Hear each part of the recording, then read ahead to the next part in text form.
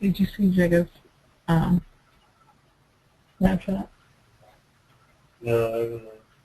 I think it's different types. So it's the brand new show and tweet something.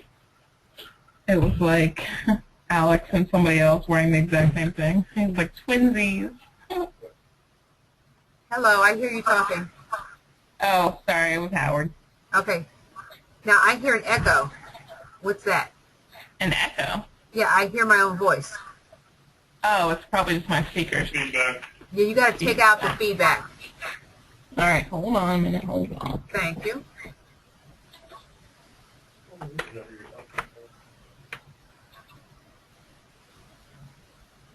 right, say something. The broadcast is now starting. All attendees are in listen-only mode.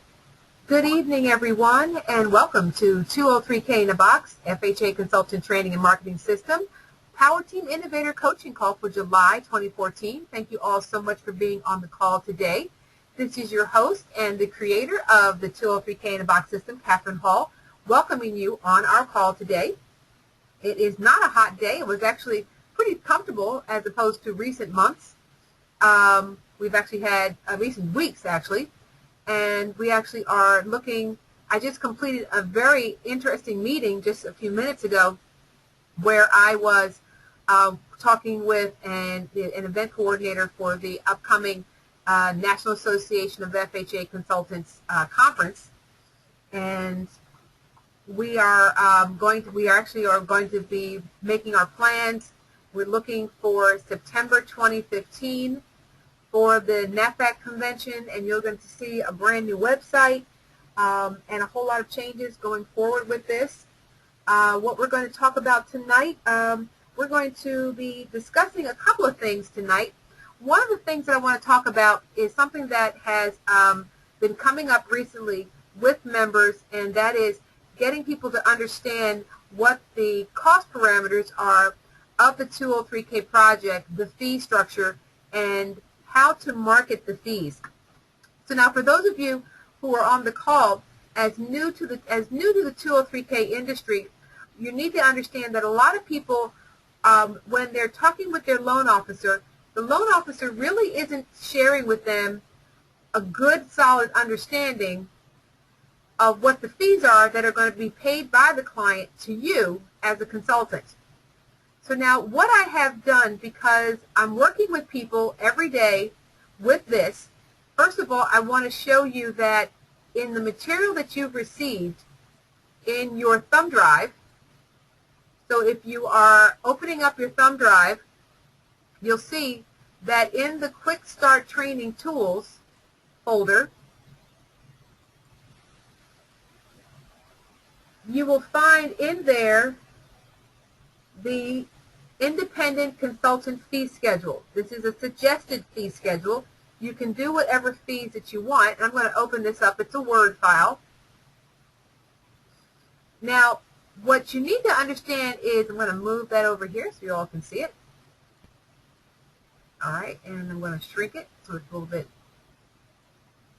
okay, it's a little too small. There we go. That's a little better. All right, this fee schedule is basically designed to be very similar to the existing FHA fee schedule, except when the numbers start to get over 100,000. Many of us don't see above $100,000 rehab jobs very frequently. Typically, you're looking at project points that are anywhere between the $30,000 and $60,000 range. That's the typical project price point that you're going to find as an FHA consultant. And as you can see here, the fees for that are only $50 higher than what the existing FHA fee schedule is. Now, the FHA fee schedule that's published by HUD, that is a suggested fee schedule, and it has not changed since 1996. One of the things that's on that fee schedule is that if the cost of a feasibility study is listed as $100. Now remember, in 1996, we did a lot of things for $100, okay? We did a home inspection for $197 or whatever, or $205 or $225 or whatever. $100 for a quick and dirty handwritten report that was delivered to the client right there at the time of the service, no photos, nothing, back in 1994, after this price was made. That was reasonable. But now you have paperwork, you have liability, you have high travel expenses. You have to go through these properties, and many of them, in the condition that they're in, the properties are in serious disarray. So now what you're finding is, and I'm having this discussion with many consultants, they're having to justify their feasibility inspection fee. So here's what you have as an opportunity to do to assist with this process. Now, first of all, if you are looking at a typical work write-up or feasibility report that you would create for a client, and I'll go to one right now.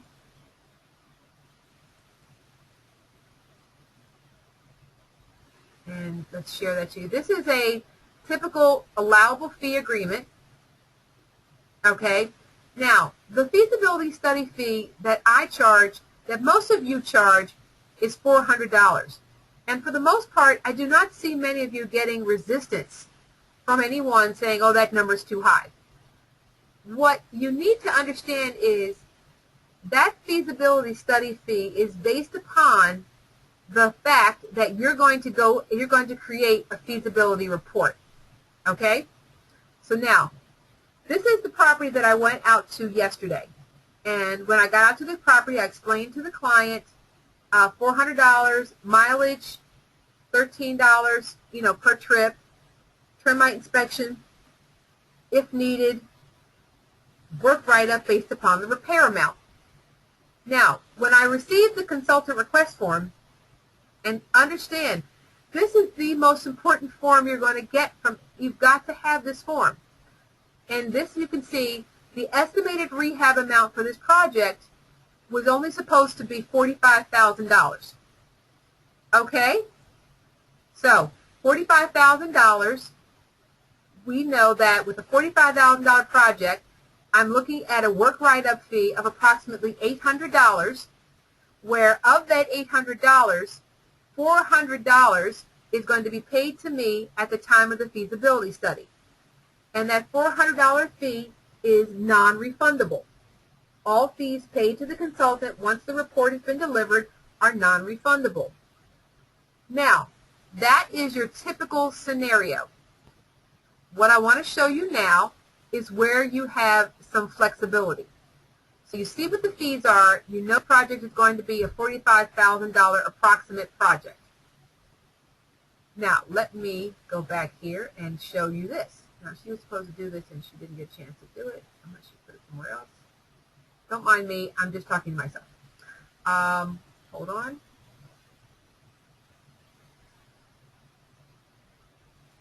I want to show you the photographs of this property. Okay, and I'm going to unmute you all so you actually can share your comments in real time. Oh, Alan, that's a horrible feedback. Okay, I'm going to unmute you all. Make sure you have your volume. Please self-mute yourself. Once I've unmuted you, you can mute yourself. So please hit your own mute button as soon as you see that you have the ability to do it. Okay, so please hit your mute buttons. Good to see you on the call, Vince. Oh, thank you. Can you hear me? Yes, I do. Fine, perfectly good. Okay, so make sure you, on a cell phone, on a telephone, it's a lot easier. Okay, so I'm going to start showing you these pictures.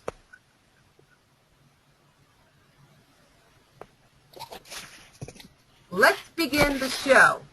Hang on for 1 second. And you guys can unmute yourself when you want to have a comment. This is what I saw. Now remember, $45,000, right? That the client said he's looking to spend. Ken, you need to mute yourself, dear. Actually, can you mute me? I'm on my tablet. You got it. You're muted. So if you want to say something, just raise your hand and I'll unmute you. You're muted now. So I show up at the property yesterday. It was 89 degrees. Okay. They're looking to spend $45,000. The first person who wants to comment may do so. This is what I saw as I drove up to the property.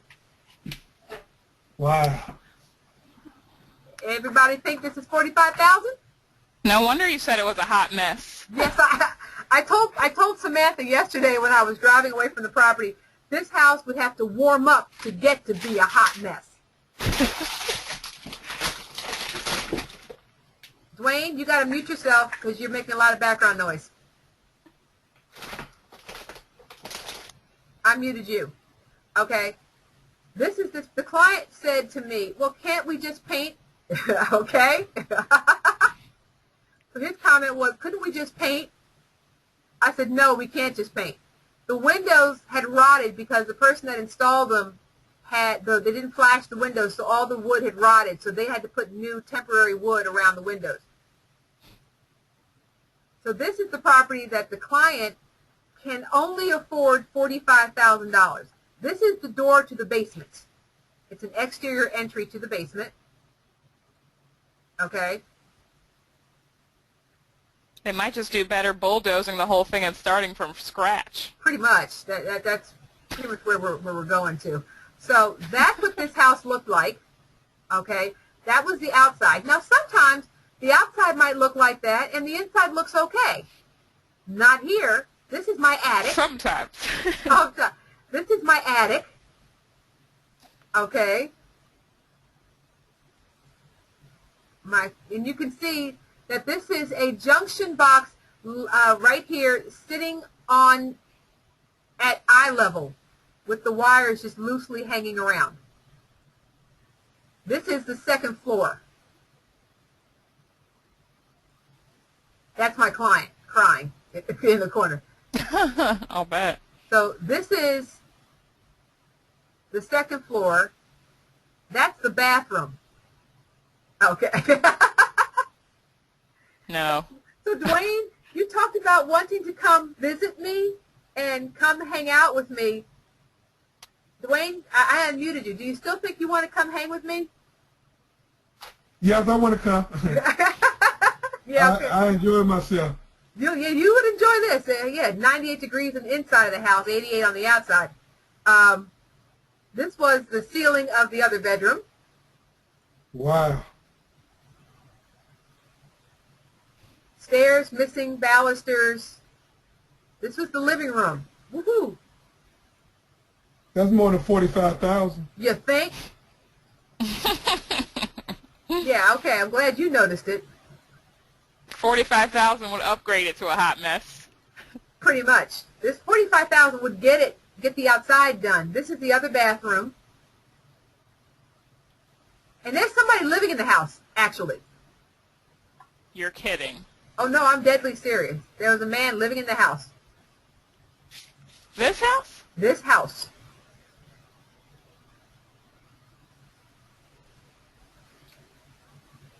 So this is the kitchen. This is the laundry room. There wasn't a piece of spackled drywall in the entire place. This is the basement. You couldn't walk 5 inches anywhere in this house. The house was totally filled with belongings, possessions, and clutter. Every single place in the house. I have a question for you. Go for it. Yes, Joe. It's to my understanding that they're living in the house and you can't finish the job for $45,000. So at that point, you just basically say it can't be done, cash a check, and leave? That's what we're going to talk about right now. That's exactly where we're going with this. That's why I'm showing you. Excellent segue. Yeah, very good segue. I paid him for that. So, so this is the basement, okay? It got, oh, look, guys. PVC plastic drain lines. Yay! Oh, gosh. Something new. Water heater he just put in. There's a surprise in every room. This heater, he said, oh, that's a high-efficiency heater. I said, no, it is not. I said, this heater is not high-efficiency anything. I said, he says, well, when I put it in, they said so. I said, when did you put it in? 30 years ago. I said they didn't even have high efficiency 30 years ago. They didn't even know what that was. Okay? This is the seller just chiming in. Okay? So I wanted to show that to you because here's what ended up happening. Let me get back to this. So good question that you brought up. Here's what ended up happening. I told the client, first of all, what had happened was we had said to him when we scheduled this appointment, remember when we talked about it in the last coaching call, and before I go into what we did, let me ask you all if you could, by a show of hands, how many of you have received your monthly mailing for July? If you could just hit your hand raising button to show me you received your mailing for July. All right, I should have asked how many people who have gotten their mailing have opened it. That's the question I should have had. Inside your mailing, you will find, provided for you in your July mailing, let me go to that, because the checklist. Did you finally see it? Yes. Okay. Inside your monthly mailing for July is a 203K consultant checklist, what to do when the phone rings. Okay? And Joe said it's on his to-do list to open it tomorrow. So now the first thing on the to-do list was check the utilities. Are the utilities turned on or not? When we scheduled this appointment, we asked the customer, were the utilities on? He said yes. We also asked him, was it public water and sewage? He said yes. We get out there, the electricity is off, not because it wasn't on and runnable, but because we had hurricanes touch down here the last few days, and his area was hit by a hurricane. As a matter of fact, the utility company, the electric company came down on that street and was working on the wires. So the electricity was out to the home at the time of our inspection, and the guy was told it was going to be out for the next 2 or 3 days. Can you imagine living in that hot, horrible house for 2 days with no fan or nothing to run? And when we asked him if it was public water and sewage, and he said yes, he didn't understand that we were asking if both were public. The only thing that was public water. It was private sewage. And when I asked the seller, have you had your system tested? He's like, oh, no, I haven't had it tested. I said, when was the last time you had it pumped? And he said, I have never had it pumped.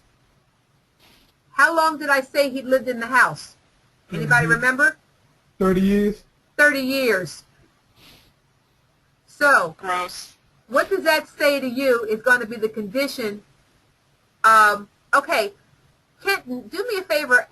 Tomorrow morning, give me a call because you might be on the, we'll have to check to see what your membership level is because Kenton's saying he hasn't received his mailing. If you're not receiving a mailing, it may be because you downgraded your membership to only receiving electronic mailings, electronic delivery of content, and so some of the things that are in the mailing you would not be receiving if you were only receiving the electronic content. So if that's something that you're not sure about, you can give us a call tomorrow and speak to Jamie, and she can tell you what your level of membership is. Okay?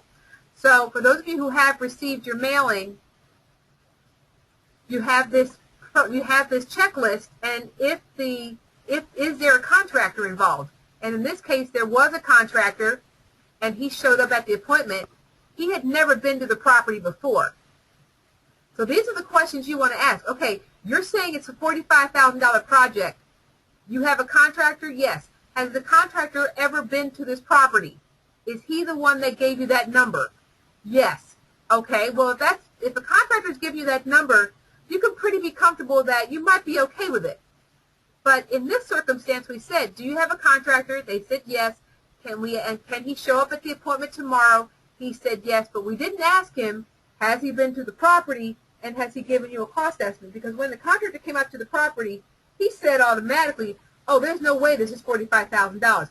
I got $20,000 just on siding because it is going to be easier and cheaper and more effective for me to vinyl side the house as opposed to trying to scrape, repair, and paint all this warp-damaged wood. So with that being the case, here's what you're going to do. Looking again at the allowable fee agreement, I said to the client, Now, I can give you the full feasibility report for the $400, and my total cost is going to be $70,000 or so, plus or minus, plus a 20% contingency. So you are looking at another $14,000 on top of the 70. You're looking at $84,000 before having a septic inspection. Who here wants to give me a rough idea of what it's going to cost to replace a septic system for a 3-bedroom house? Like $20,000, $30,000. So we're over $100,000, and he can only qualify for $45,000. That's the max he can qualify for. So with all that being said, I said, here's what we can do. I can do this report, and here's the thing. I can put myself through the ringer and write a report that I know the man is never going to buy the house. Or I can save myself some time and effort and make everybody happy, and this is what I did. I said to the client, here's what I'll do. Instead of you paying me $400, I will only charge you $200 plus the $13 miles today. You will get no report from me. Go and get your septic inspection performed. And he says, well, I may not even do that just yet because I don't want to spend $500 for a septic inspection just yet. I said, well, you might want to talk to the seller because we stepped away from everybody so no one could hear us talking. I said, well, you may want to go back to the seller and say, hey, look, if the septic system is not a problem, I'm still looking at $70,000 worth of repairs. Are you going to lower the price of this house another $30,000 to give me room to get this extra work done? Yes or no? And if he says no, then it may not be any point to you to even have a septic inspection because if he's not going to lower his price to cover the house repairs, you know he can't cover it to lower the septic repairs. I said, but if he says yes, he will lower it to meet, another $30,000, then you spend the money for the septic. If the septic passes or fails, we're either way, but whatever the situation is, you think you're going to move forward, you need to then get the contractor to give me the layout of the new floor plans for the first and second floor with the design changes we talked about. You need to give me a septic inspection and report on what the cost and corrective action needs to be. You need to give all that to me, and then I will, at that point, charge your credit card for the approximate cost of the renovations, including the septic, based upon the fee schedule you're signing. So I'll take $200 now, and I'll do nothing else. That $200 is for my time today, and if need be, a one-page letter that says the approximate cost to complete the renovation of this property is above $70,000 with a 20% contingency, and the project is considered questionable or possibly not feasible based upon appraised values in the neighborhood and the client's qualification. I can give you a one-page letter to that effect for $200 bucks. But if you want to move forward, you're going to have to pay the full balance of the total work write-up before I will deliver any report. And I will not do a feasibility report. I'll go straight to a work write-up report and a contractor bid. Do you understand, guys, what I've just done?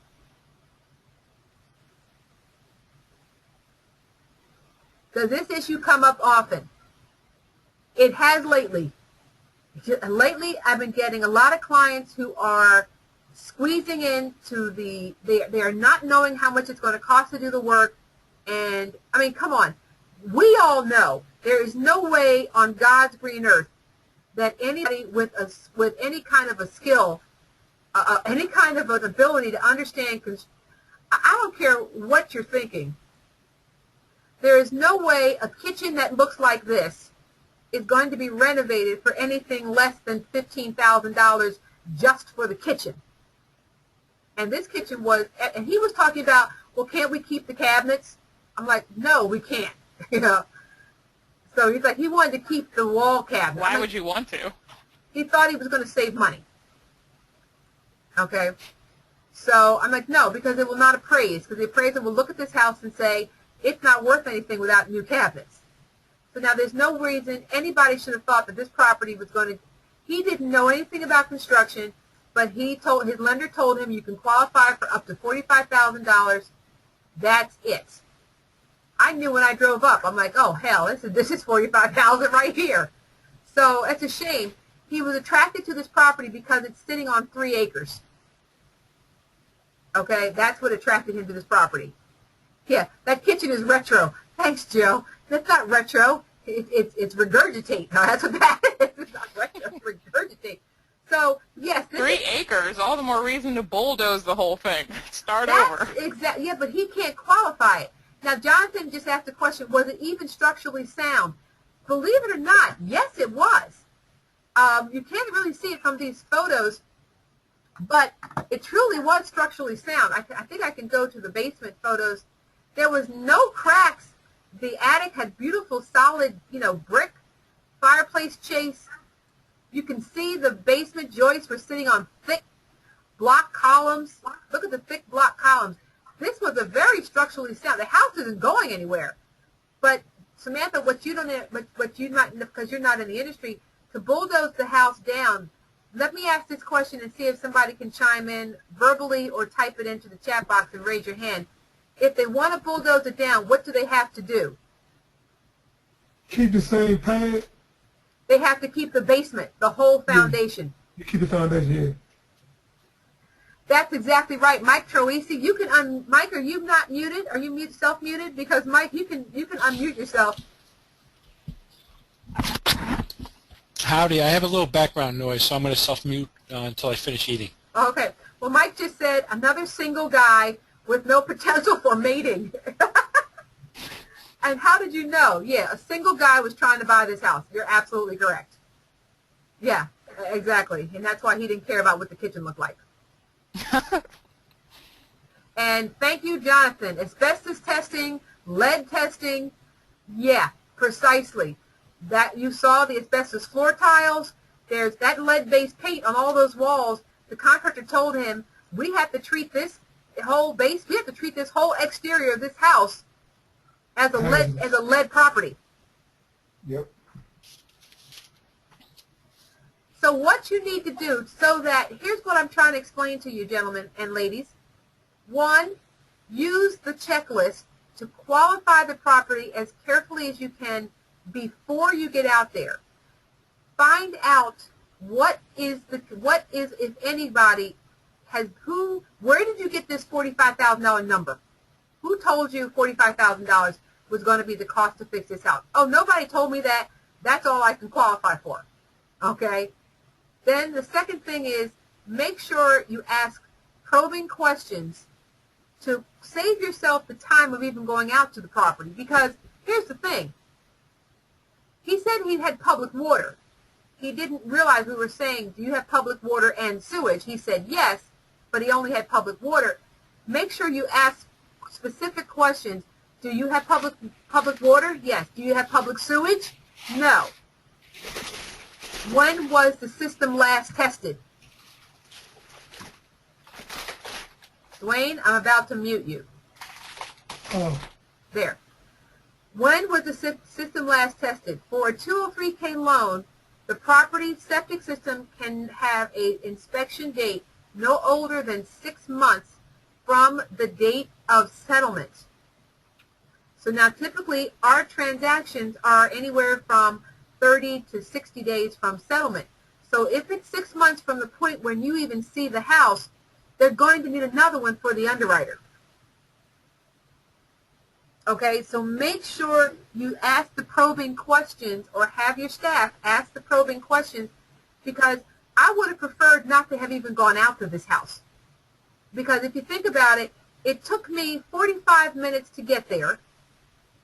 It took me an hour and 45 minutes to go through the property. And then it took me 45 minutes plus bridge tolls to get back. So 4 hours worth of my time, and I only walked away with $200. I don't want to do that, and neither will you. But you want to make sure your client understands that, hey, because here's the thing. I spent 4 hours, and I would have had to spend another 2 hours doing a write-up on this monster. Okay, and so even if I got the full $400, I could easily see that there was no future income coming my way on the project. What are we looking for? We give them the $400 for the feasibility report with the expectation that we're going to get that full $800, $900, $1,000 by simply just updating the feasibility to the work write-up. with not a whole lot of changes. And so that means you're top loading your work. Now you're doing a lot of the legwork. You're keying in the report early, doing a careful, detailed feasibility early. Then after you get that done, then what you do is when they go forward, you get another $400 for basically doing nothing except copying the contractor's numbers over top of your numbers. So with that all being said, the point is, why would I bother wanting to spend my 2 hours after I've already spent 4 plus tolls? I did get $13 for mileage.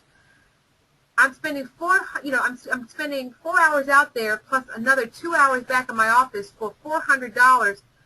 The time value of my money just dropped to under $100 an hour, and I don't work under $100 an hour. Therefore, it's in my best interest to go ahead and cut my losses and say, at the project, I tell you what, I'm only going to charge you $200 today.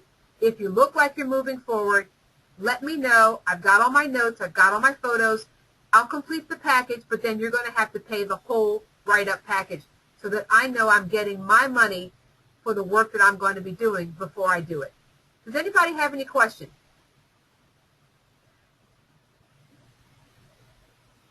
Anybody have any comment? Because this is something that you can possibly tell your clients if they have answered all your questions. Well, I don't know what the real cost of the repairs are. No one's been out here. It was just me. But my lender told me I can only afford $45,000. Okay, that's fine. I understand that. Well, if when we get out there, it looks like the project is completely not feasible, and you decide once we start going through the home that you are not even interested in buying this house under any circumstance at all, there is an opportunity for you to get out of the deal. Now, I had a conversation this morning, and God bless his soul, he was going to try to be on the call today, and he wasn't able to, unfortunately. David Ritchie, who's been with us, I think one of the longest members, him and Vince Vargas, have been with me pretty much the longest. David needed to speak to me because he was getting ready to do a 203K today, and he had some questions he wanted to ask. He lives in El Cajon, California, and the only available time slot this morning was 7:15 Eastern Time. So guess what time he had to get up to be on the call with me? 4:15 in the morning. That is what I call dedication. And what he explained to me was the client was balking at paying $400 because they didn't know that the project was really going to, they didn't know how much it was going to cost to do the renovation, because they did have a contractor and the contractor's numbers were already slightly over what they could afford to pay. Okay, was there a picture on the web you could have looked at prior to the visit? No, there was not. And that was asked by Phil Gage. Hi, Phil. No, there was not. The picture that was on the web, and I actually can show it to you because we always do check, all right? So if we go to, and here it is. Yeah, we had looked it up.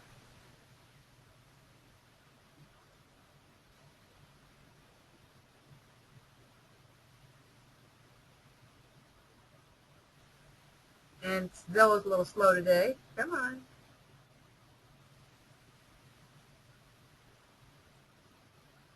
You got the bird's eye view, you got the map, but the street view did not come up.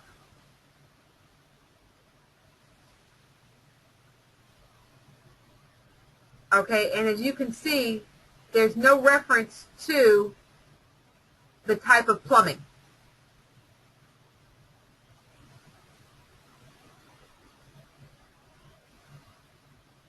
So there's no way for us to know that from this. And so there was no picture on the web. We didn't even have, the house was off market, so I didn't even have the information to support the information about what the cost was. But I noted on the consultant request form, he was only paying $95,000, trying to get 144. Well, let's look at this. 95 and 45 is more than 144. So this didn't even make sense. So now Mike wrote, William McKinney was president in 1900. There you go. All right, so the house was built in 1900 when William McKinney was president. Okay, 1900, 2 bedroom, 3 bedrooms, 2 baths, that's a joke. Okay? And the thing that I looked at were the 5 homes sold nearby, and this is what I looked at. And I saw this kind of a house.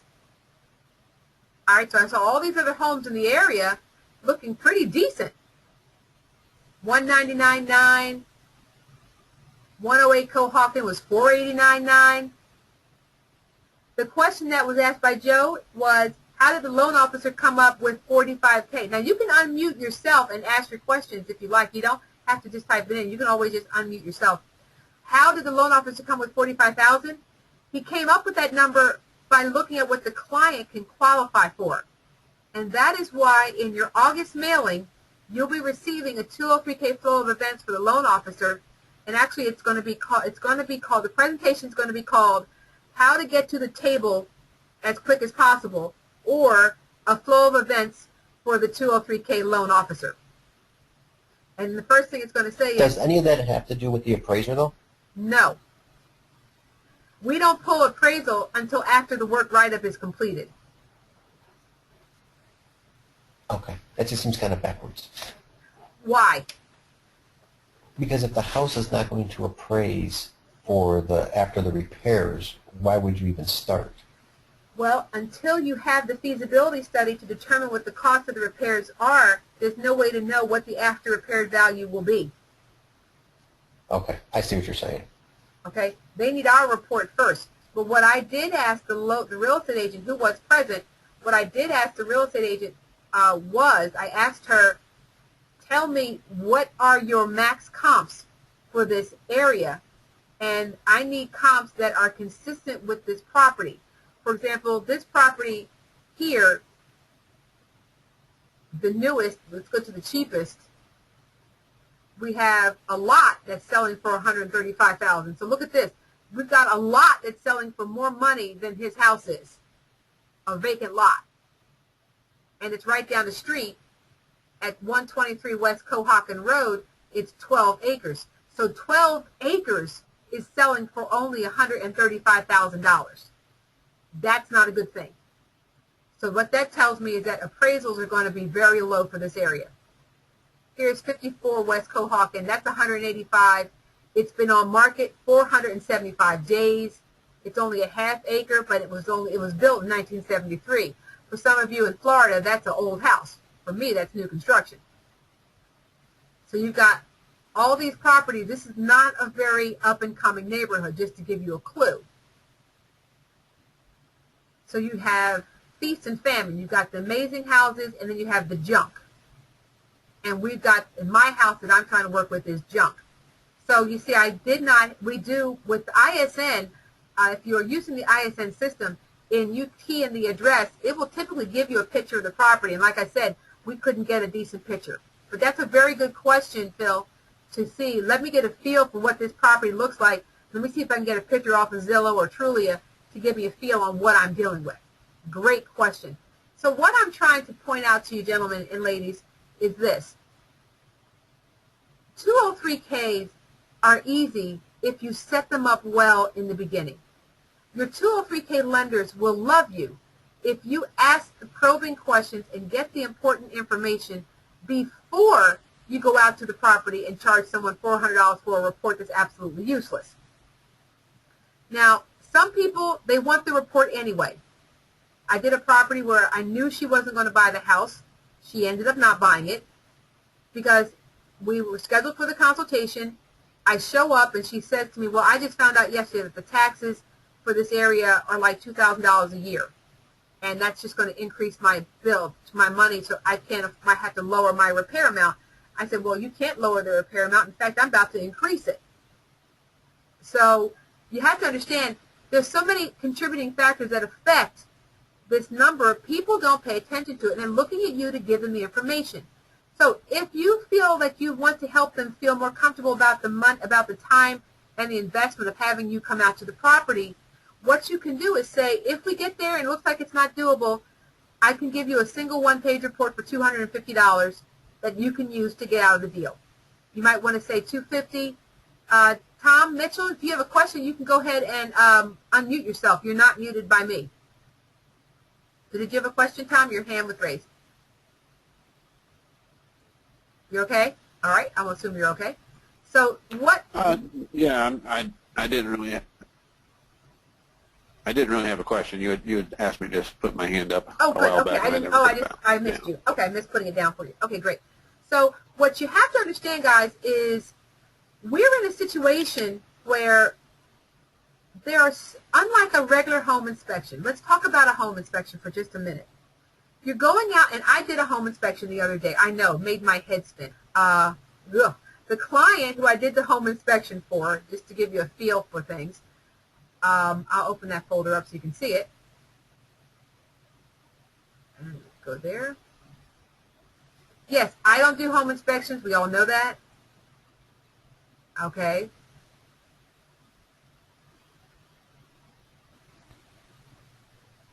All right, there I am standing out in front of my brand new my new red Jeep Grand Cherokee. Yes, it's red. Yes, guys, it's red, and I've let my hair grow. So next time you see me, you should see me with long hair, unless I get sick of it and cut it off again. I only let it grow once every 5 years, and I cut it back off. So this is what I look like today with long hair, guys. Sweating. So I did the inspection for the client because he insisted on having me.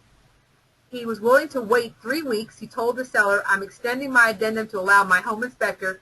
And the reason why he insisted on having me, and he paid an additional $50 on top of the normal inspection fee, the reason why he was willing to go through all those hoops to get me as his home inspector was because I had done a 203K consultation for him on a property, and he was so impressed with the thoroughness that I did.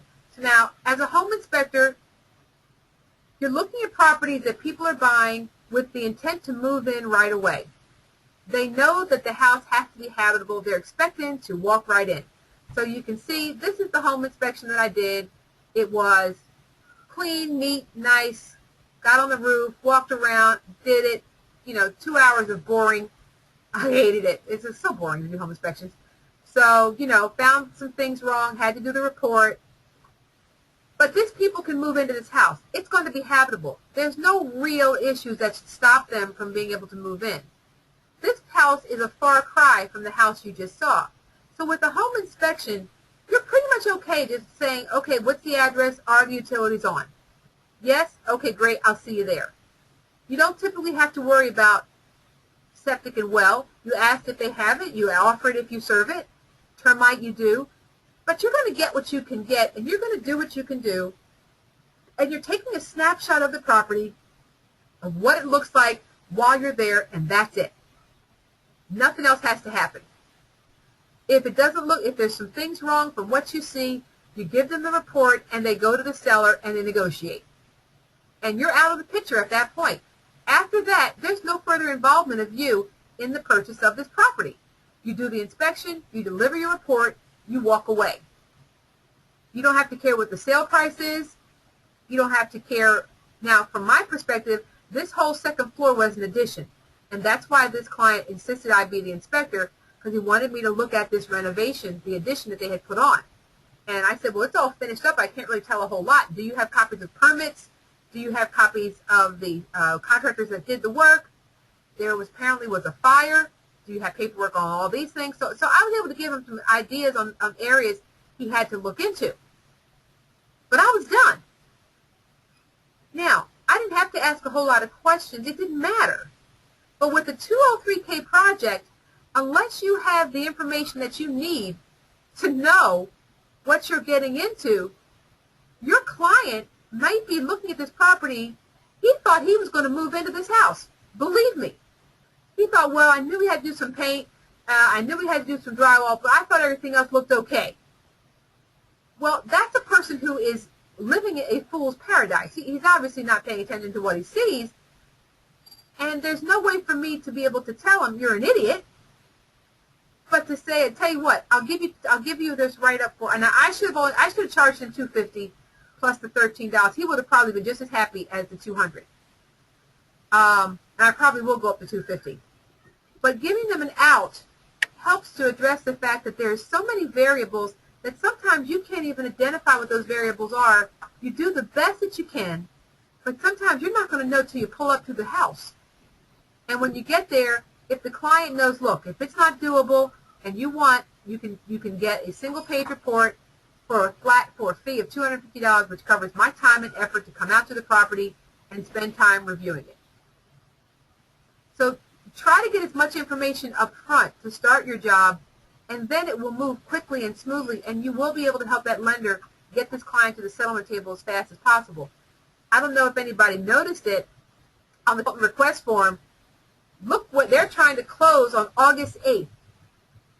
And here it was July 9th, and the contractor had never been to the property. The septic inspection has not been done, and we're not even near to a write-up. So now the seller, we said to him, is there a problem with you? Is August 8th critical to you? No, I don't have to move out. As a matter of fact, the later the better. Hell yeah, you got to get all that crap out. So I said, because ideally, in a perfect world, you're looking at an August 30th as a more acceptable conservative date. And he was like, okay, I can live with August 30th. That works for me. So I had to tell them, we've got to adjust our settlement date. We're going to have to adjust the numbers. And we're going to have to get additional studies done on the septic inspection before I can tell you if this project is feasible. I don't know if it's feasible until I get the septic inspection done. It's not feasible until I know that information. So get as much information as you can. Give the client the comfort level of knowing, hey, we know this is a it's a variable product. It's a lot of moving parts. I'm here to coordinate all of them for you. And if the more information you can provide me before we schedule the appointment, the more effective I'll be to assist you, and the likelihood is you will not be spending money unnecessarily. And they'll welcome that, and they'll appreciate that. Okay, in fact, this is, this is one of the most important things, that is setting up the project before you get out there. Let the buyer know, I'm going to be doing this, this, and this. I'm going to need this, this, and that. You're going to have to provide this, this, and so. And as a matter of fact, what do we say if the project is going to have let's say the project is having a new roof put on, a new roof putting on, or in addition to the property, what should you be demanding that you have in your possession prior to going to your feasibility study? Anybody want to tell me? If someone is making a 203K that includes, in addition to the property, either bumping out the roof or bumping out a wall, adding an addition to the home, building onto the property, what should you get delivered to you before you schedule your appointment? And the winner is Philip Gage and Joe Spella, who both chimed in exactly at 9:47 p.m. together. That's scary. Blueprints. You don't want to even schedule, no permit, Dwayne. Permits are not pulled till after settlement. Architectural plans, exactly. So John Leahy, Joe Spella, and Phil Gage all came in at 9:47 with architectural plans / blueprints.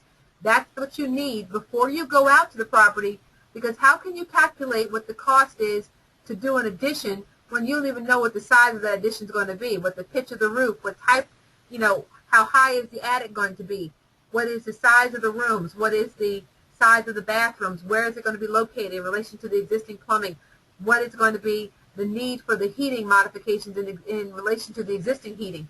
Are we going to be able to keep that existing heater? Will I be able to keep the existing heater, or will I have to add a separate zone heater for my new addition? All that's going to be necessary, not able to be calculated or addressed until you get the architectural plans. But I don't walk out of a house without a check from somebody.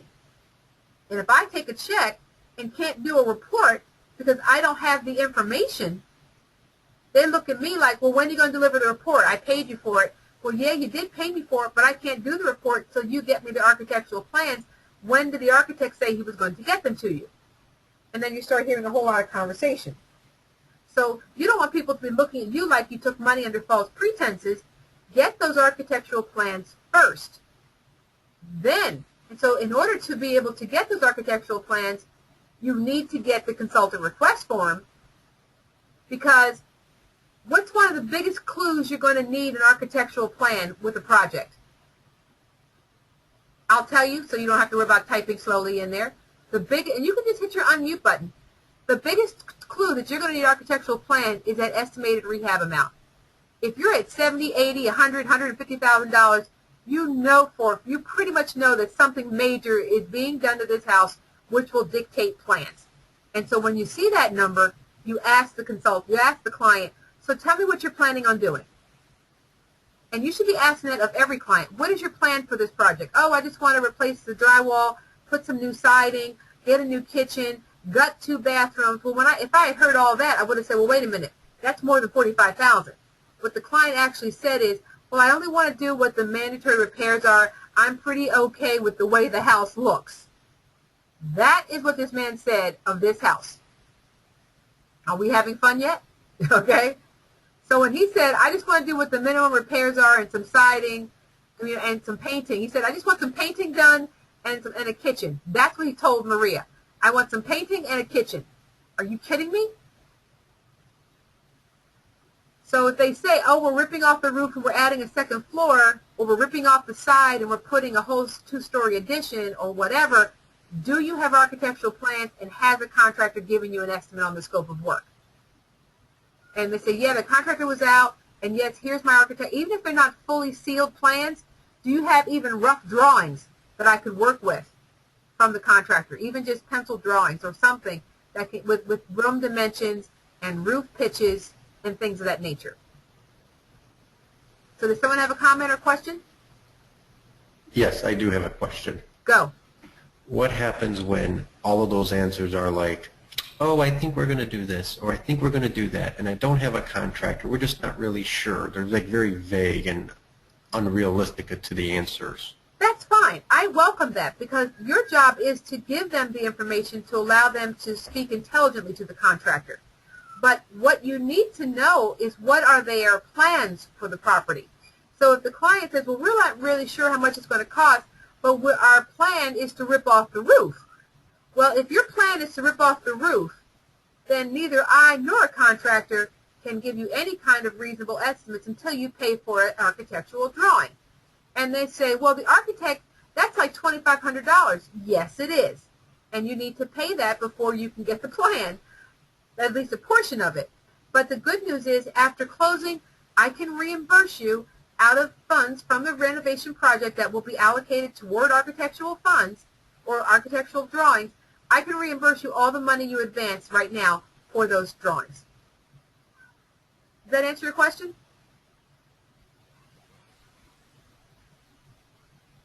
Yes. Okay. So it's okay that they don't know the answers to your questions, but they know enough of what they're looking to do to help you understand what you're doing.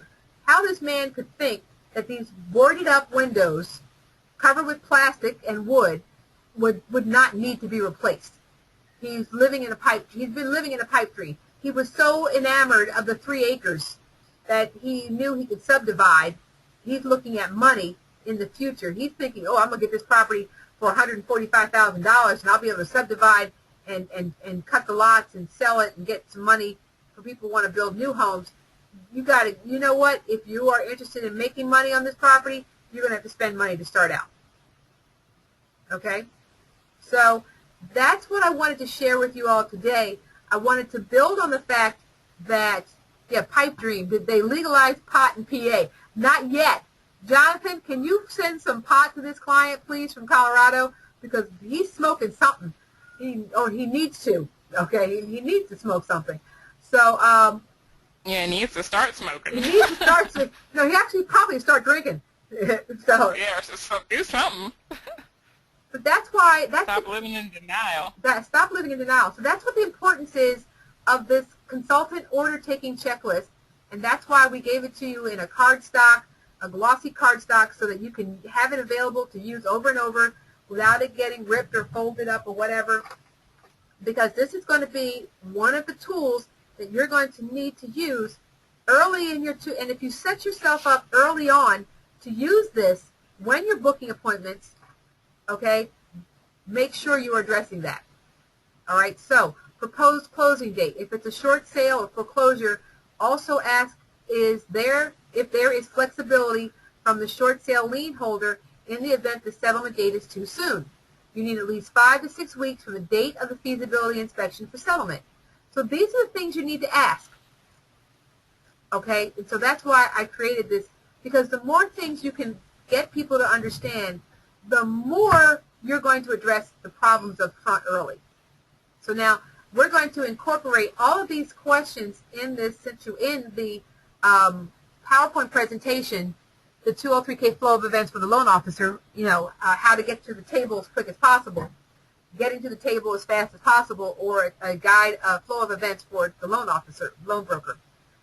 Because these are questions that you're going to tell the lender, I'm going to be asking these questions of your client, because by getting this information in advance, we're going to be setting ourselves up for more success.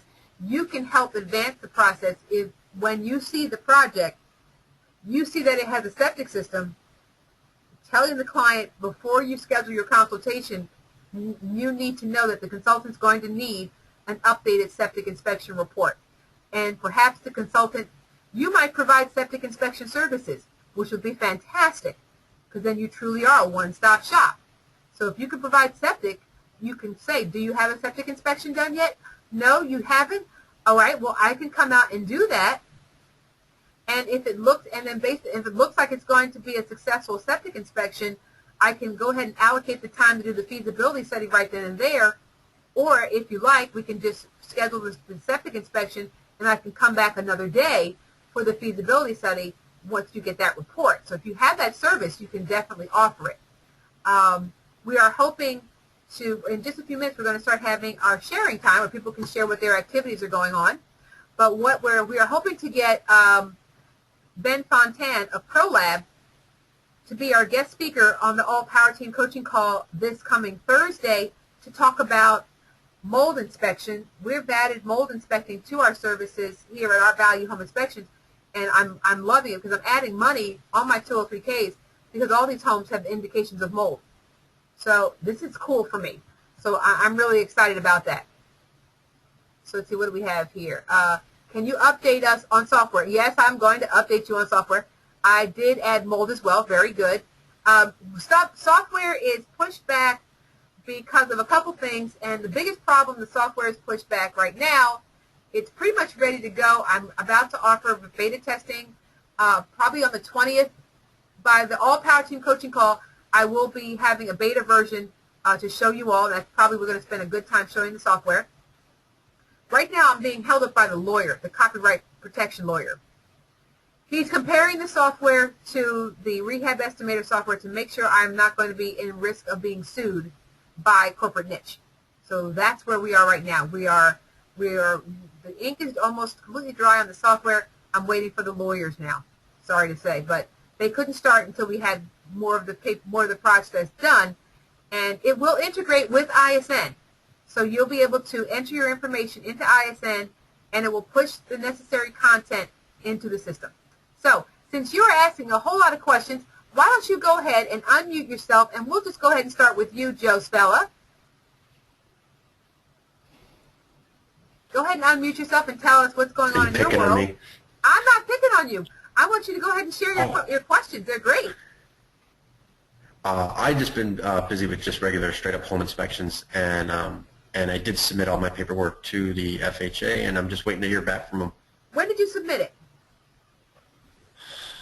Let's say 10 days ago. Okay. Did you send it in a registered return receipt envelope? What do you think? Of course I did. Did you get, I know you should have. Did you get your return receipt? I did. When did you get that? Yesterday, believe it or not. Oh my God. Okay, we know it was a holiday. Yes. So what was the date on the receipt, on the return receipt? You know I didn't pay attention. I don't know. So we want to count about 10 business days from that date. Okay. Very good. So if you haven't heard anything within 10 days from that, give me a call, because as many people will attest to, I believe Jonathan, let's see, who else is on the call? Phil, I think, had Tim Gerds, and I'm not sure if Vince, but several people on this call, Tom Kruger, I had to intervene to get them approved because they had foolishness. So, yeah, so if you haven't gotten it, give us a call at the office here so I can maybe make a little phone call or send out an email to somebody and say, hey, get off the stick. Okay, very good. Okay, and I just want to say thank you again. Did you get my Facebook message? I did, and thank you. Of course. Thank you. You're welcome. It was very wonderful. Thank you. Okay, next up, we're going to have Vince Vargas. Hi, Vince. Hey, how you doing, Catherine? Glad we could finally meet or talk or get on here. How are you feeling? I'm doing good. We're doing mostly home inspections, and I'm just sort of hanging in there with the 203K till I can devote more time to it, and I've been digging out your CDs and stuff and trying to get those ready to maybe do some PowerPoints and so forth. And do those go bad or something? Because I've had a few of them for a few months. They shouldn't. I put it on my CDs. computer. They shouldn't go morning bad. And nothing happened. I Yeah, they can't shouldn't go imagine. bad. No, a CD should always work. There's no timestamp on it that expires it. I might But have if to you're get having you to some, resend them, or maybe I can get well, them from the basically, website. call Jamie tomorrow, and she might be able to electronically deliver it to you. Alrighty. They might have gotten scratched or something. What's that? The CDs might have I do gotten have- scratched. I do have a question. Now remember, they if got it says DVD, it might be a What? TV. If it says DVD, the DVDs are Yeah. are programmed usually for television. Oh, so they won't work on a computer? Some of the computer DVD readers don't read the DVDs. Okay, I think that's what was going on, but So try it in your television. okay. Actually, I gave my DVD away. I don't watch DVDs on TV. So my main 203K guy, James here, they came out with a new plan for 203K streamlines and so forth, and they modified it a little bit to make it better this way or that. And I think I sent that to you here a while back to get your perusal on that and see what your opinion. But What? Tell me what it is. I'm not sure if I remember it. yeah, I probably have to resend it, but I probably need to get call up and get reserve a little time slot with you. I just Okay. wanted to get your feedback on it. So I Okay. get back because he was interested in stuff, and it does look it's doing some different things. I got it in my email. I'll Well, resend why it. don't you schedule a one-on-one coaching call and then email it to me, and we can Yeah, discuss it yeah. on that call. And if it looks Yeah. like something that we need to share with the rest of the group, then we can do that. Yeah, great. Okay, Good to thanks. talk to you. Appreciate it. Yeah, you too. Take care. Thank you. Bye bye. All right, we're going to bounce around today. So we're going to go next to Dwayne Sewell. Hello, Catherine. How you doing? I'm good. Good to talk to you again. How are you? I'm doing okay. I'm doing home inspection now, and the phone ringing for 203K, so I'm trying to start doing that now. Excellent. Did you get your packet? Yes, I got to open it up and start reading the phone conversation and the checklist. Excellent. Okay, good. 'Cause I know you said you hadn't gone to your post office box Yeah, I went there today. I mean, yesterday. yesterday. Good. Okay, well, that sounds like a plan. So now, is there anything else you want to share with the group? You said your phone's starting to ring a lot for 203Ks. Right, yeah, it's just ringing, but I guess the agent don't really know what they want. And when you said something about ask the lender, so I understand why you said get that form and send it to the lender to verify if they qualify for the rehab amount. Yeah, because you don't, if you don't know what the client is doing, and you don't know how much they can qualify for, or what this closing date is, or any of that information, if you don't have any of that information, you're going to be in trouble. So I'm going to start copying that form and start doing presentations Yes, on what you're telling them. yes, absolutely. Okay? So Okay. is there anything else I can help you with tonight? No, that's it. I'm still reading. Excellent. Okay. All right. So now one of the things that Dwayne he had a coaching call yesterday, and one of the things that you guys, you may say, well, I don't really know what to schedule a coaching call for. I'm going to start sending you guys a list of things to spark your memory on some content that you can talk about on a coaching call that you might not know. Because you know what someone said to me, I don't know what I don't know. So I don't know why to call you because I don't know what it is I don't know to ask you. I'm like, yeah, you know what? You don't know what you don't know. So here's a couple of things I want to share with you. You should schedule a coaching call every month for several reasons. One, to find out what is happening, what is happening, if there's anything going on new in your market. Have I heard anything new in your market? Two, what are some problems that you need to consider that you might have to experience with your marketing activities? Three, with real estate agents, what are some of the issues and obstacles I might have to overcome working with lenders? What are some of the problems? What are some of the opportunities that I can have when I'm doing a home inspection to talk up 203K? Five, that's 4. 5, what can I do to help increase my contractor database and keep my list alive and viable? And then 6, what are some ideas that I can do to help improve my cost estimating activities? Those are just a few of the things that every one of you could probably benefit from learning on a one-on-one basis in a coaching call.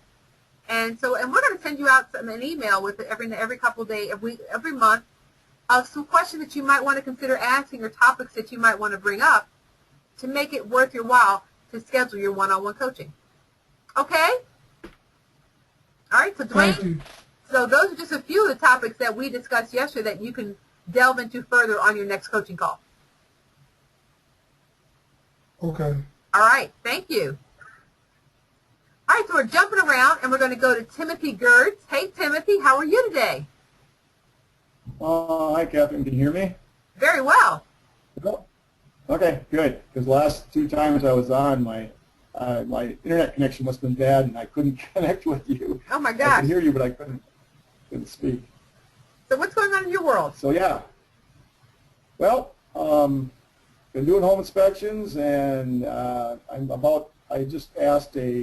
went into a Wells Fargo bank when I was visiting a realtor office because it was right above bank, and I said, I'm having trouble. I can't get to anybody in your rehab place. Could you get me some contact? And so I finally got a contact, so I'm going to call now to see if I can get some contact with someone in the 2-3K area.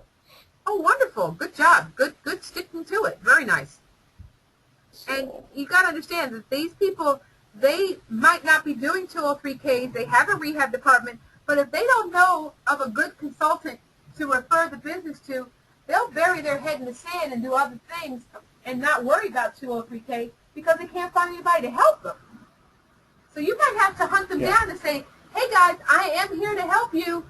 Don't, please take my call. I'm excited and I am committed and I'm experienced and I am capable. Don't take my call. I'm here to make 203Ks profitable for both of us. So good job, Tim. Yeah.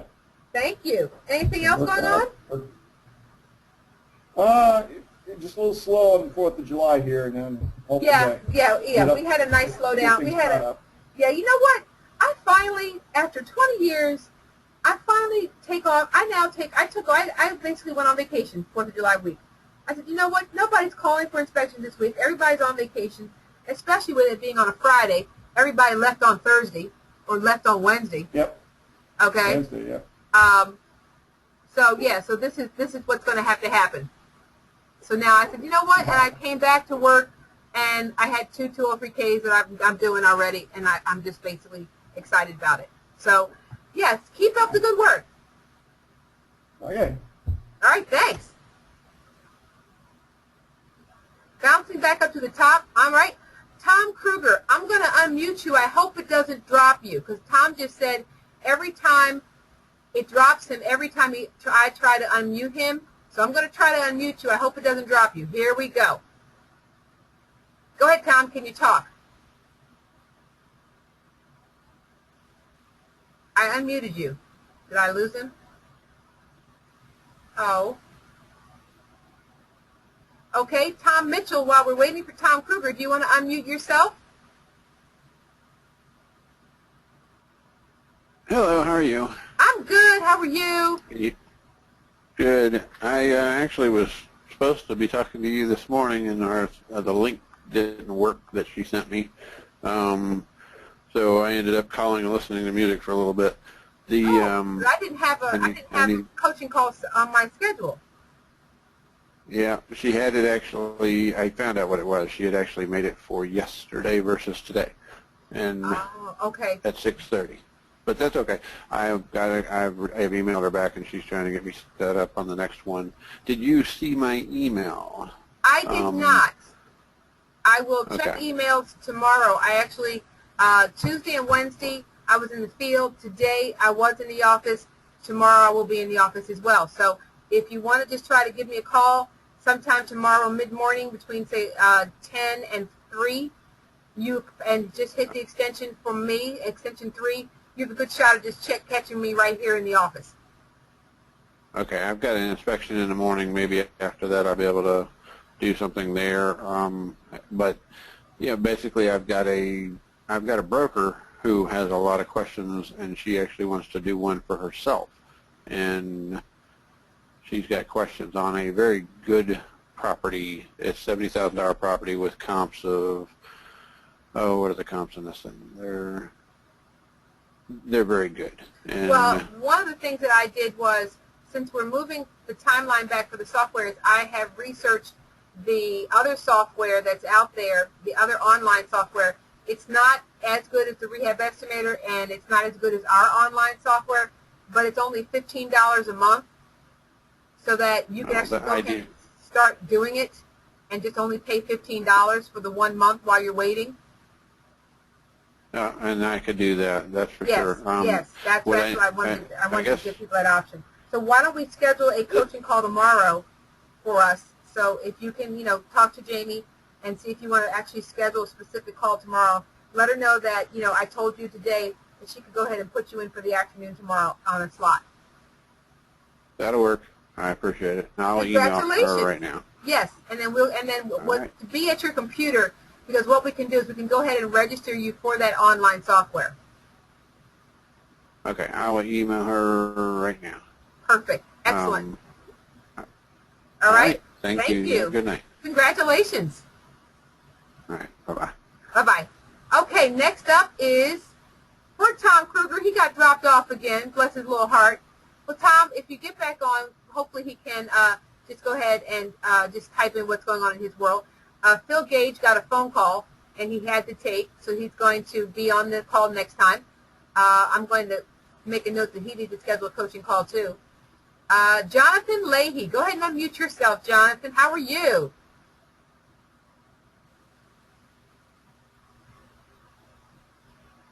Oh, there I am. Hey, Catherine. It's nice to be back. I've been gone for a little while. It was wonderful seeing you and your wife in Colorado.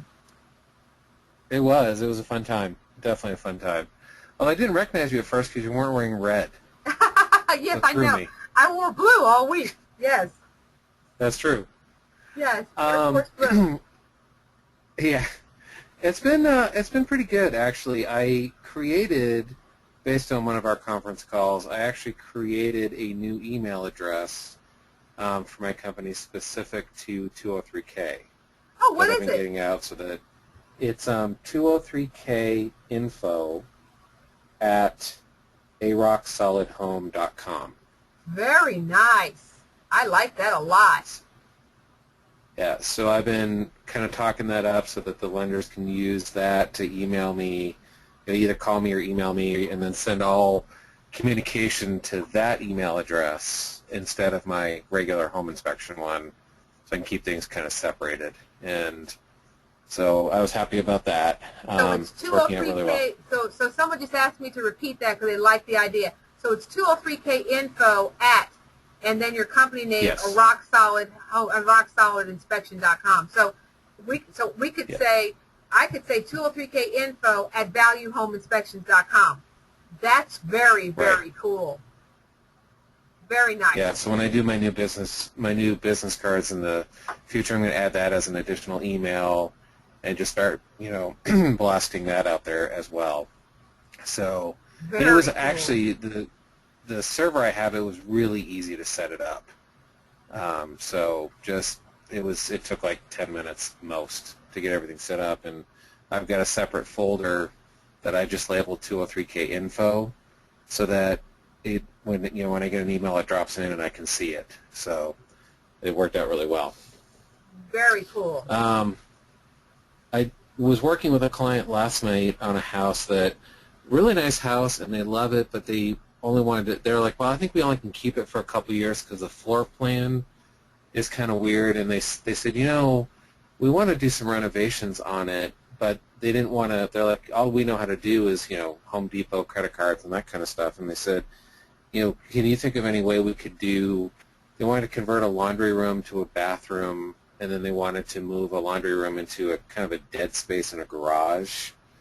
And I said, well, you know, there's this great loan called the 203K, and we literally talked about that for about a half an hour at the end of the inspection, and they were just really excited. And they're like, you know, maybe this house, we can keep it for many more years if we can, you know, to use that and renovate the property and make it exactly what they want. So they were, you know, the inspection went well, but then they were really excited to see that. So that, I felt really good at the end of the day to be able to put that bug in their ear as well. Yes, very nice.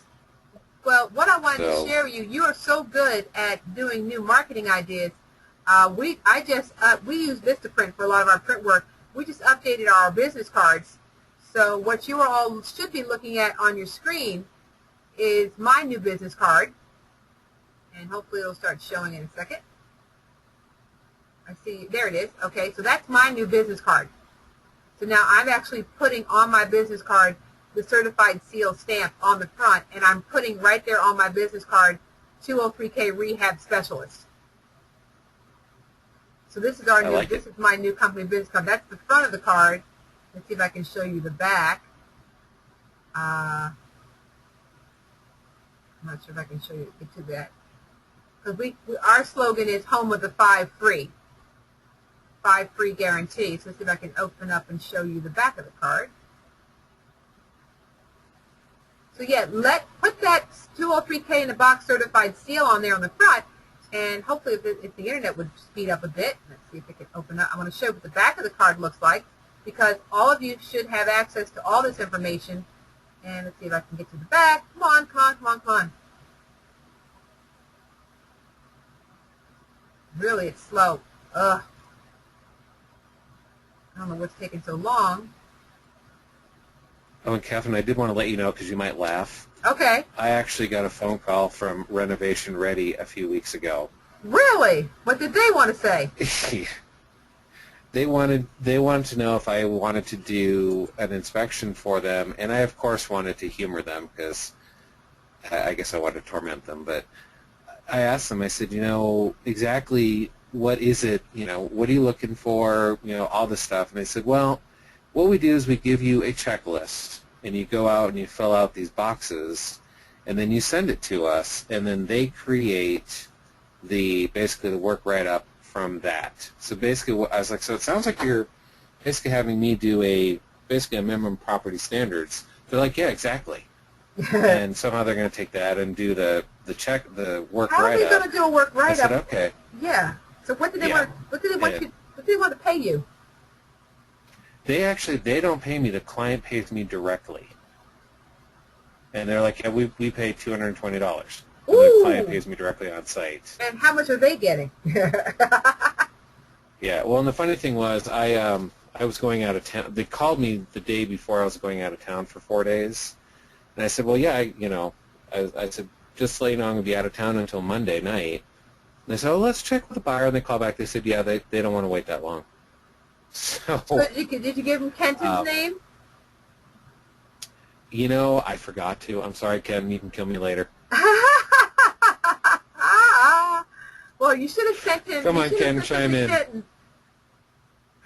I just thought it was kind of funny, because I'm like, okay, so we're going to do minimum property standards, and they're going to somehow create a work write-up from that. Like you were saying before, I don't see it. So. Well, if you're looking now, you should be able to see. So if you are looking now, you should be you should be able to see the back of the card as well as the front. Can you all see it on the screen? So what we have on the back of the card is the NAFAC logo, National Association of FHA Consultants, and with the 5-3 things that we do in our company. Can you all see that? Can you see that, Jonathan? Okay, good. All right. Yeah, it looks nice. Yeah.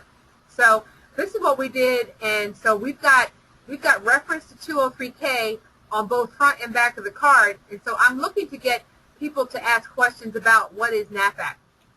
So you are all automatic members of NAFAC, and so if you do not have the logo, the camera-ready logo for the NAFAC website, let me know, and we'll put that up on the Power Team site so that you actually can have access to that. You all also have access to the 203K certified seal.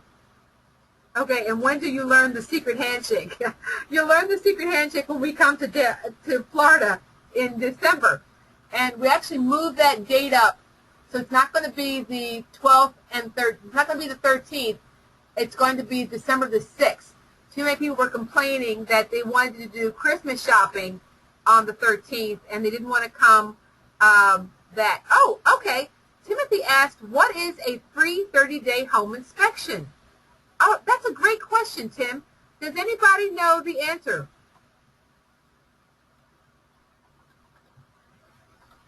Is anybody using this? Because that is the biggest thing I have for agent retention.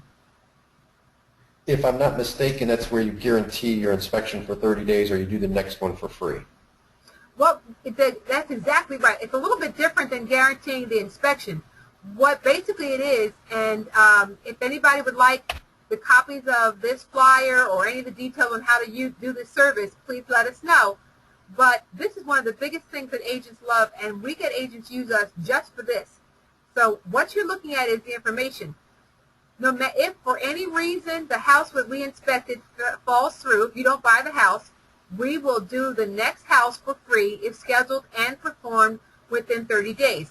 Free inspection on homes was with square footage not more than 15% of size of first home inspected. If greater, cost of first inspection will be applied to the new inspection fee on larger home. This is a powerful tool to separate you from your competition. In addition, besides me, anyone else using this? Jonathan, are you using this?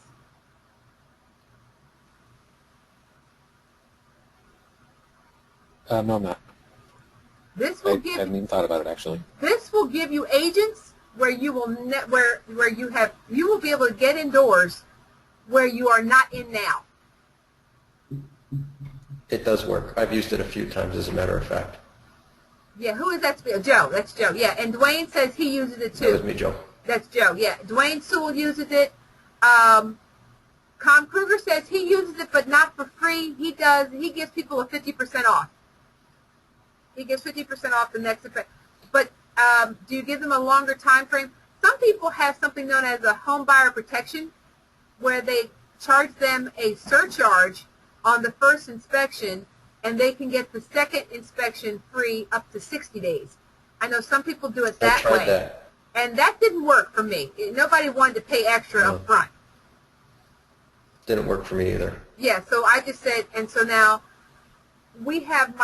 everyone here should have your top 10 agents.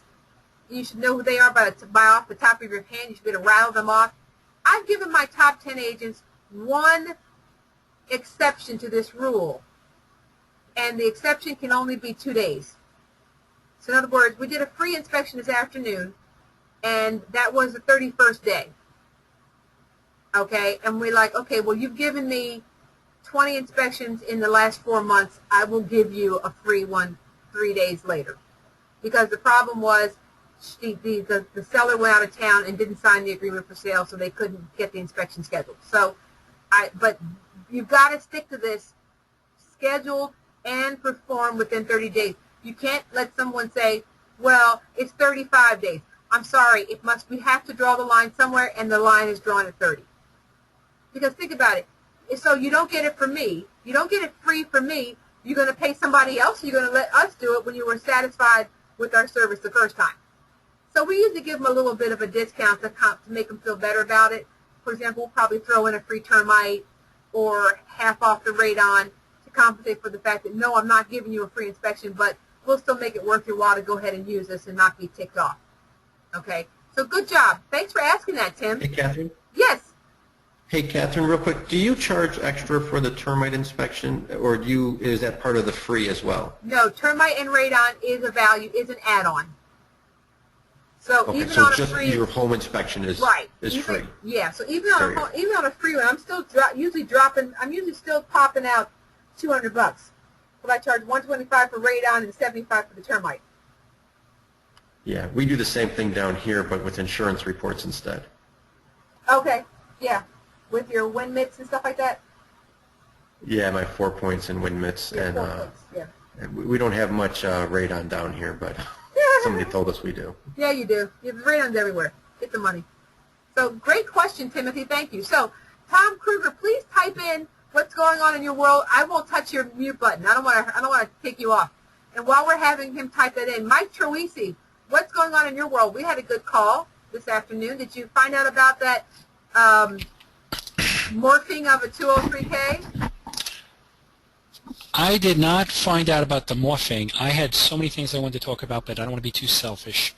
There's a new product that Prospect Mortgage has created just by mixing chemicals together in a bowl. It's a combination of county assistance and a 203K. It's kind of like we spoke about that cartoon called Cat Dog, where they took half a cat and half a dog and sewed it together to create a monster. I am clueless, and you shared some opinions about what they might be creating. But I think it's like a cat-dog mortgage. County assistance is something where you have to do the repairs before the closing, but the 203K is the complete opposite. So I suspect the mortgage loan person is just making stuff up. They must be having a competition. Who can come up with the biggest, craziest, bizarrest? It's off the hook.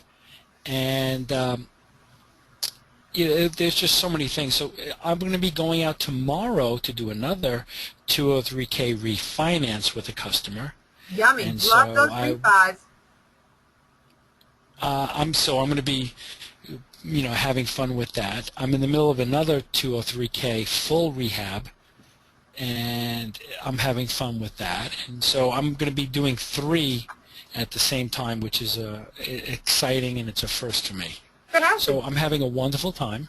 Excellent. But I did want to, there's 2 other things I wanted to mention. The 4th of July, what we do, and I hope others will get something similar, is we do a staycation where we book a weekend at a local resort, 15, 20 miles from home. So the cell phone works, and we rented a cabana right at the pool, and I spent 3 days sitting at the pool, putting my liver to the test and enjoying sun under a cabana, and it was so peaceful and so relaxing. And we need to decompress.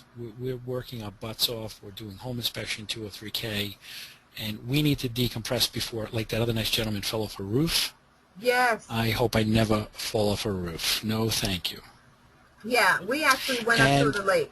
We went up to the lake with our grandchildren, and I am all for decompressing. And I had an idea about realtor appreciation. Rather than give a free inspection, which is $250, $300, how about a gas card for the realtor, which could be considered a business expense, a gift, where you randomly take care of your realtors with a $50 gas card. I mean, just customer appreciation. It's not related to any particular client. It's just marketing and gifts. I don't believe that would be unethical because it's not related to any specific transaction. And I'm more inclined for my repeat customers. I'll throw in the wind mitt for free, or I'll throw in the 4-point for free, which is only $50, $75 plus or minus, and it's literally 10 minutes of my time. I actually have, that's a great idea, agent appreciation. What I do is I will hold a large party at my home at Christmas and in the middle of the summer, and I have it catered. I have a bartender, and the agents seem to love that. They network with each other. I bring contractors and lenders together at my home. I get to write it off, and I have the pool open and the hot tub open and everything. And so in the wintertime, you know, we usually have someone, you know, come in, a magician or something. We have a lot of fun. So I'll do a house party, and for every person that comes to the party, I typically will give them a bottle of wine with a custom label. Thank you so much for being our success partners, and I hope this makes you smile as much. Hope this wine makes you smile as much as you make us smile. That's a massive business write-off. That's very, very nice. Yes, it is. Considering all my friends are in business, so it's like, okay, I don't have any other friends except people in the industry. So insurance agents and mortgage brokers and real estate agents, that's the only friends I have anyway. So I get to have a house party with all my friends and get to write the whole thing off. So what you're looking at right now on the screen is a picture of my granddaughter, my nephew, my grandson, and my father, who is 75 years old, rowing the canoe on the lake. So that's what we did over the over the holiday break. So I was on the banks. But you see the color of my canoe, don't you? What color is my canoe? I believe it's red. Is Thank you that an alligator coming up on the canoe over there? There's no alligator. That's a buoy. That's a marker. Oh, I'm sorry. Here in Florida, we have alligators. So we have markers. We don't. This actually is a man-made lake, and they pump it out, and they drain it every winter, so it gets drained. So it's only about 20 feet deep, 24, Oh, that's 30 because feet they're deep. looking at. That's because they're draining the bodies out of the bottom because you're in Pennsylvania. Thank you, Michael. You're being muted again.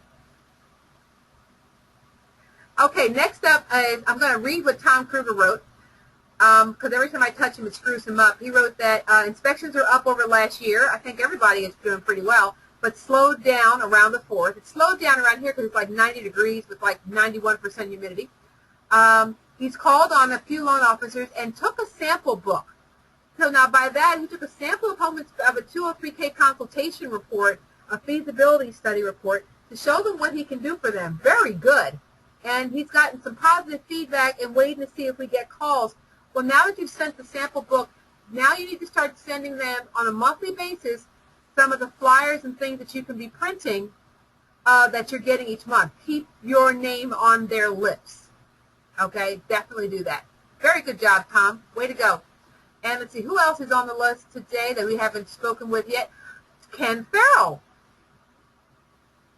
Go ahead, Ken. You're open and unmuted. How are you doing? I'm doing great. And yourself? How are you? I'm fantastic. I was on a Doing lake. well, thank you. I was on a lake sitting there not having to row anything. Yeah, I've been having actually a good year. I think I just finished up my 7th 203K. I've got one more. Actually, I'm in the middle of my last 203K right now. I don't have anything on the horizon, but I've been getting compliance inspection requests from Bank of America. So I went out and did one of those today. Actually, it's a pretty easy $150. I'm telling you right now. Yeah, it is. It does roll. Rolls off the tongue nicely. So they're, and they just called me out of the blue. That's my second one I've done from them in about a month. So hopefully they'll keep calling me with those. But, those are all the 203K streamlines that, they had the people do, and then they want me to go out and make sure that it got done right instead of putting me in at the beginning. Excellent. Very good. Oh, ooh, who's barking? That was me. Stop barking, Ken. Anyways, and hopefully I'm going to keep things rolling.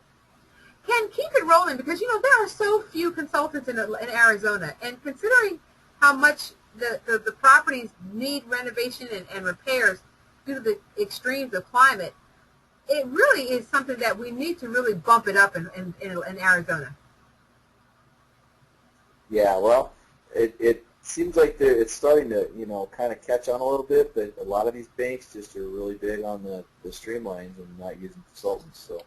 Yeah, we're going to fix that. I'm still yeah, we're going to work on that too. So I'm still trying to work into Academy Mortgage, but that guy's just a tough pick. Does he have a consultant he's working with already? Yeah, he's got a girl that's been doing it for probably 15, 20 years, so he's been using her, and he seems very reluctant to want to switch from her, and he's the only guy in the office that does the 203K. So I actually had a client who, through a home inspection I did, was going to do a 203K, and he happened to wind up being the loan officer. So I made contact with him, sent him my information. Well, then deal got killed because the homeowner didn't realize it was a manufactured home, and they didn't want to buy it. So hopefully they're looking for a home. You couldn't have done a 203K on a manufactured home anyway. I've been doing a bunch of them on it. Really? Wells Fargo doesn't. I've done probably 4 of them. Really? Because the lenders out here will not do them. Yeah, no, Wells Fargo's doing them like crazy. That's impressive because I know lenders here on the East Coast, they won't. You can't even get an FHA mortgage on a manufactured home, much less a 203K. That's because everything blows away over there. Yeah, it does. It pushes off the foundation with the snow. So, well, congratulations. So and the beauty of it is they have to do a 203K full if there's no strapping on the mobile, and so they consider that structure. So every time that they remodel their kitchen, if they don't have, if they get an engineering report, if they don't have any strapping, they have to do a full 203K, and I get the call on that. That's fantastic. Way to go. It's pretty cool. I like it. Excellent. Congratulations. I remember a couple years back when you were saying, I'm not getting any 203Ks. I don't know if this is worth it. Remember that? Yep. Yeah, well, the first year's tough.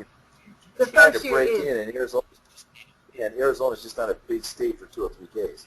It isn't, and I don't know why. But we're going to fix that. We're going to be doing a lot of things. I'm looking forward to you guys. I'm sorry? You know, everything's so new here. People aren't remodeling.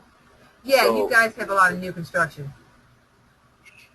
So we've got some houses that were built in the 40s, 50s, 60s, but they've already been rehabbed, 20 years ago.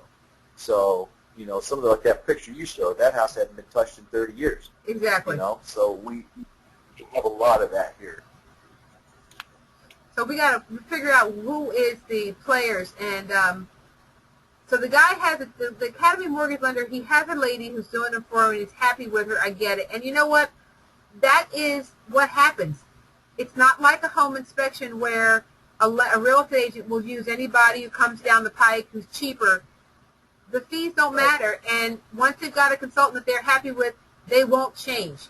Because why should they? They don't even. She doesn't market to him. She just does the job, cranks him out, and he's happy. So I get it, and I can understand that. And basically, I would just send him monthly marketing pieces. I would send him a sample of the repair level breakdown. Say, I know you're happy with the consultant that you have, but sometimes a fresh look at something different is valuable and it helps make your life easier. Here's something I do to make sure that will make your life easier. Right. And that's what I'm trying to do. I'm just trying to kind of work in and I don't want to bug him and piss him off. Just once a month, just so he knows you're there. Right. And with my Wells Fargo girl, meanwhile, get your other loan officers to recommend you to their friends. Right. And I can definitely put in the word just to my real estate agents too. Hey, if you got clients who are looking for 203Ks, send them my way, and we can get some things done. Exactly. So, all right. Thank you very much. It's good talking. I've been on a webinar in a little while. So. Thank you for being on the call. It was good talking to you. Good talking to you too. And we have a person also who hasn't been on the call in a while. Mike, do you want to share that comment you just shared with me in a typed message? Well, I know you record this, so I didn't want to have it recorded in case law enforcement wants to track us down, but have you ever thought about pulling a Tanya Hardy on her? Busting her kneecaps? But on a truthful note, how I was able to get in on a very closed environment is when the other person goes on vacation. That's when you make your pull.